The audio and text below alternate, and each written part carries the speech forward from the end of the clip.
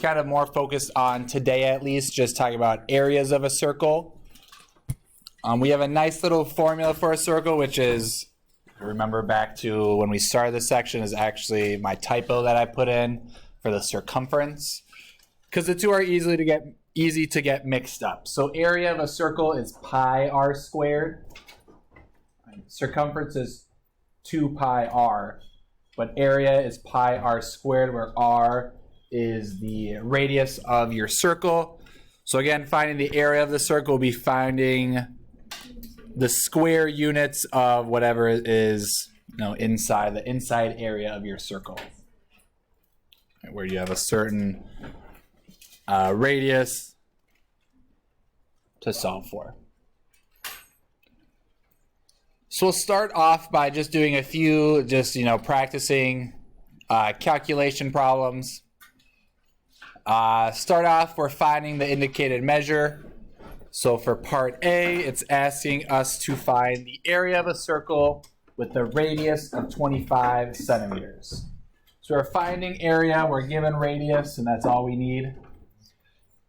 Area is equal to pi times your radius squared. If our radius in this is 2.5, it's pi times 2.5 squared. 2.5 squared is 6.25, so we're at a 6.25 pi. These are being multiplied, so it doesn't matter which order we write them in, since you can reverse order in multiplication, it stays the same. The standard is to put your number in front of pi, never in the back. And one thing that I learned as kind of messing with Big Ideas, when it comes to rounding, Big Ideas is picky, so you may just be like a hundredth off, and it doesn't like it, because he always wants to round to the hundredth. And what that comes down to, if you use 3.14 each time, Big Ideas may give you some issues. So what I'm going to do from here on out is always just use the pi button on my calculator and then round to the nearest hundredth. So I put 6.25 and then pi on my calculator, and I round to the nearest hundredth. My approximated answer would be 19.63. And this would be, units would be centimeters squared, because centimeters squared when area has square units. So this would be your area, just like this.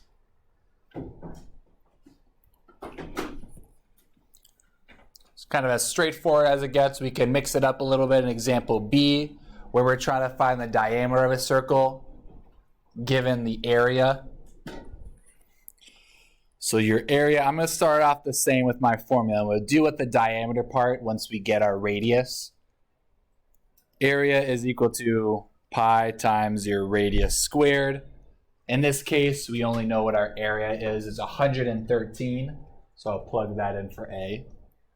113 is equal to pi times r squared. And then we have to solve for r. So we have multiplication on our right side. To undo our multiplication, we can divide by pi on each side. And again, I'm keeping pi as the symbol and not 3.14, so I don't, until the very end, so I don't run into any rounding issues. So divide by pi, divide by pi. So we go up to the side here. R squared is equal to 113 divided by pi. And then we have an r squared, but we just want what r is. So to find r, to undo a square, we take the square root of both sides. So square root of this, square root of that. So we'd say our r is equal to the square root of 113 divided by pi. And I'm going to keep it like this as I find my diameter. All right, so this is kind of an intermediate answer. So if we know our diameter is equal to our radius twice, or 2 times our radius, we could plug in the radius that we found into our formula to find our diameter. So we could say this is equal to 2 times square root of 113 over pi. What is happening?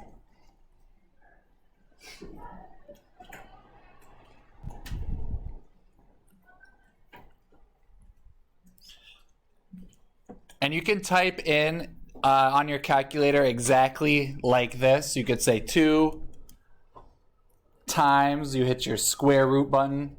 Most of the time it's second, and then it's above the x squared button. And then just do 113 divided by, and then I'm using my symbol for pi. And close my parentheses. We get out 11.994. Which if you round to the nearest hundredth, 11.99. And then this is just a diameter, so we just need centimeters.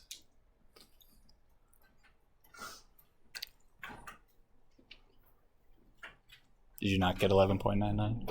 What'd you get? 35. I bet it's... Phone calculators could be tricky when you're dealing with pi and square root, so that's what I assume it is.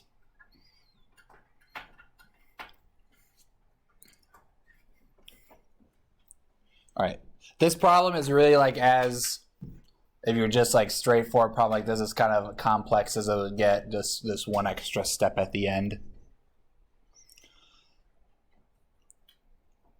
Moving on now, we're going to use that same idea of area to find population density.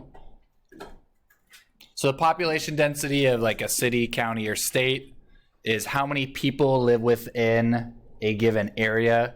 So like cities, we all know are more densely populated. There's more people per square mile than out in the country, where it would be less populated, to travel farther to find another person there. And to find the population density of any area, you take the number of people that live there divided by how much land there is, or the area of land. So in our case, we're going to be using circles, but this could be if you're thinking like the population density of a town that's shaped like a triangle, or a state that's shaped like a square. You can use just the area, whatever you're given.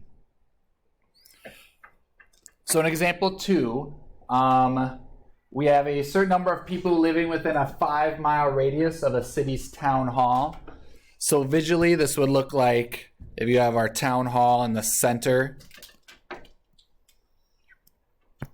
and we have a radius of 5, that means we're looking for anybody that lives within that 5-mile radius, so within this circle here. And we're trying to find the population density, which is the units are people per square mile. So for population density, I'm going to use the variable d for density. Thanks. Josh, it's for you. Should take notes as well. All right. So population density, the number of people that we have,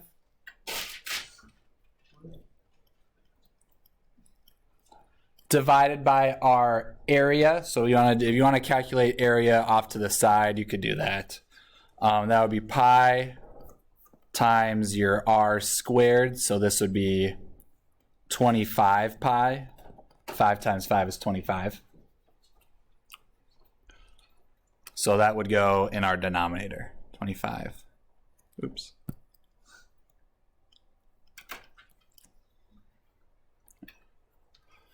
One thing, if you choose to put it into the calculator this way, you have to make sure that you're putting parentheses around your denominator. And I'll show you why. You don't have to write this down. This is just an exercise in kind of calculator mechanics. How this would look on your screen is you have your division bar you would type in, and this is without the parentheses. So this is 25 times pi, just like it is here.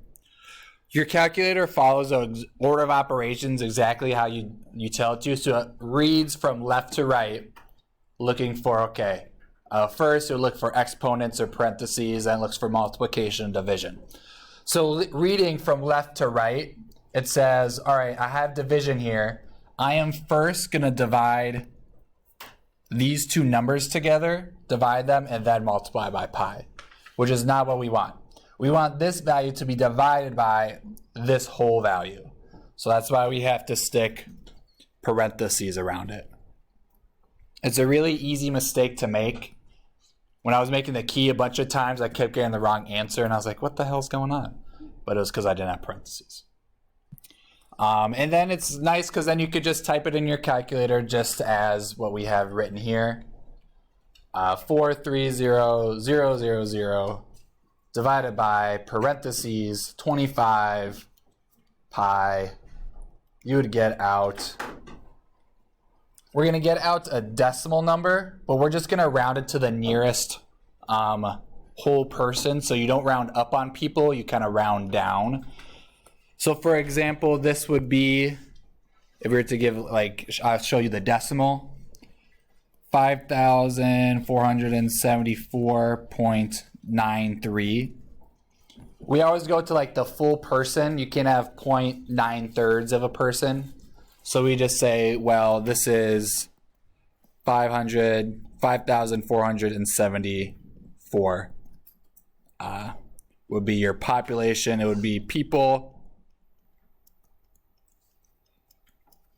per mile, square mile.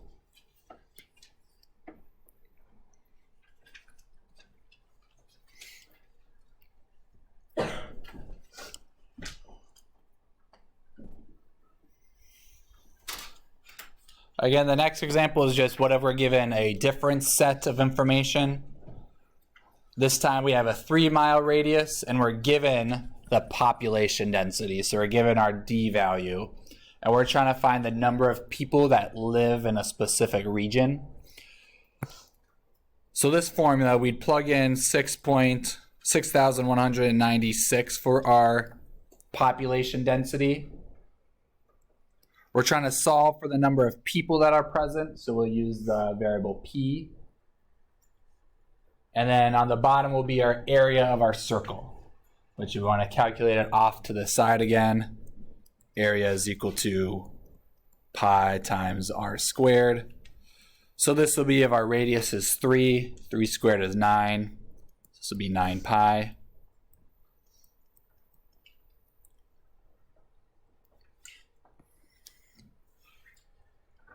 So now we have just a fraction to solve. We're trying to solve for our numerator. So to solve for our numerator, we have to multiply by whatever is on the denominator. So we can multiply each side by 9 pi. And again, I'm keeping the pi symbol in there to the very end.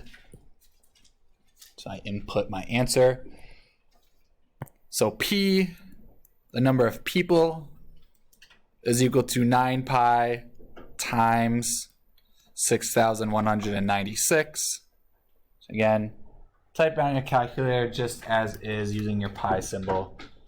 9 second pi times 6,196. We're going to round to the nearest person. So that'll be 175,187 people.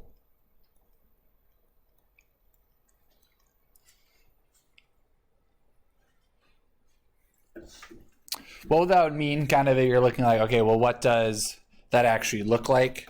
So we have this circle, it has a radius of 3. If we were to chop this up into, we're talking about miles, so we're going to kind of chop this graph up, where each box is like a mile by another mile. So it's 3 miles across.